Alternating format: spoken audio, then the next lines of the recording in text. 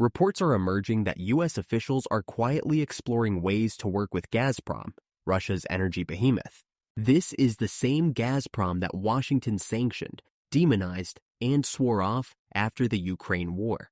The same Gazprom that was supposed to be an example of Western economic punishment.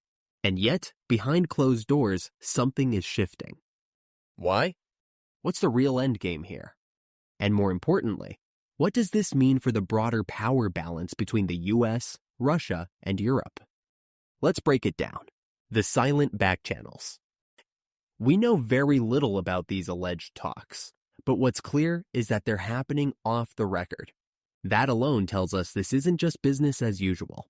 If the Biden administration or key players within Washington are even considering engaging with Gazprom, it signals desperation, pragmatism, or both.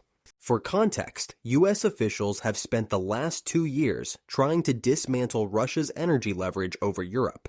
Nord Stream was blown up. Sanctions were imposed. Europe was told to find alternatives. And yet, here we are, with whispers of the U.S. itself trying to do business with Gazprom. What changed? The answer lies in cold, hard economics. Why the U.S. might need Gazprom. Energy prices are out of control. The price of natural gas has skyrocketed. Europe is paying an arm and a leg for liquefied natural gas, LNG, much of it shipped from the U.S. But the problem? These costs are unsustainable. Industries are collapsing, inflation remains high, and winter is always looming. If Washington sees a way to stabilize prices, even if it means working with Russia, it becomes an option worth considering. Russia's resilience. The Western strategy was simple. Sanction Russia, cripple its economy, and watch it fold. But Moscow played the long game. It rerouted energy flows to China, India, and other Asian markets. Gazprom, far from collapsing, found new buyers. And now, with the ruble stabilizing and Russia finding alternative payment systems, the West's leverage is dwindling. Washington may have realized that instead of isolating Russia, they isolated themselves from a major energy player. Ukraine war negotiations. It's no coincidence that these quiet Gazprom talks come as backchannel negotiations over Ukraine are reportedly underway. Wars don't end on battlefields, they end in boardrooms. If there's a deal to be made, energy will be part of it.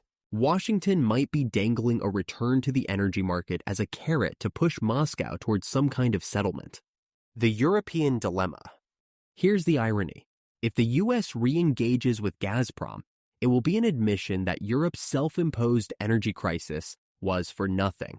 European leaders were strong-armed into cutting ties with Russia, pushing their economies into stagflation. And now, Washington might turn around and strike its own deal. If that happens, expect political fallout across the EU. Leaders like Germany's Scholz and France's Macron will face backlash for following Washington's lead, only to be left out in the cold. And let's not forget NATO. The entire alliance was built on the premise of countering Russian influence.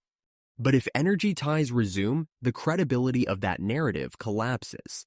Europe will have to ask itself, was all of this sacrifice worth it? What Russia gains? For Moscow, any U.S. engagement with Gazprom is a geopolitical victory. It proves that sanctions don't work. It confirms that Russia's resources are too vital to be ignored. And it signals that even Washington, after all its tough talk, recognizes reality. Energy dominance trumps ideology. If these talks materialize into actual cooperation, Putin will use it as a propaganda win. He'll say, "See?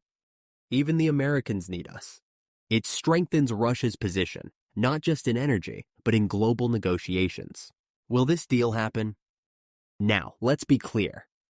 Just because these conversations are happening doesn't mean a deal is imminent. There are massive political hurdles. The White House will face pressure from the anti-Russia hawks, both Democrat and Republican. Any perceived appeasement of Moscow could be a political grenade. But Washington's track record tells us something else. When it comes to energy and money, principles are flexible. The same U.S. government that once demonized Saudi Arabia turned around and begged them for oil. The same U.S. that sanctioned Venezuela later explored lifting restrictions to secure crude. If the energy equation demands it, expect hypocrisy to prevail. Could this backfire? Absolutely. If Washington is seen cozying up to Gazprom, it could trigger a massive political backlash. European allies who have shouldered the burden of anti-Russia sanctions might feel betrayed. American voters, already skeptical of foreign entanglements, could view this as another example of DC's double standards. And then there's the risk of emboldening Russia. If Moscow senses weakness, it could drive an even harder bargain in Ukraine talks or escalate its demands.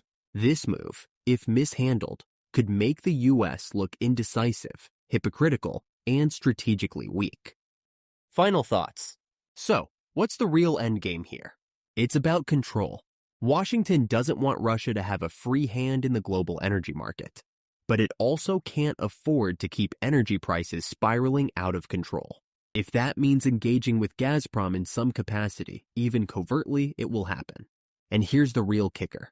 If Washington starts working with Gazprom again, it will prove one undeniable truth. Geopolitics isn't about good versus evil. It's about power.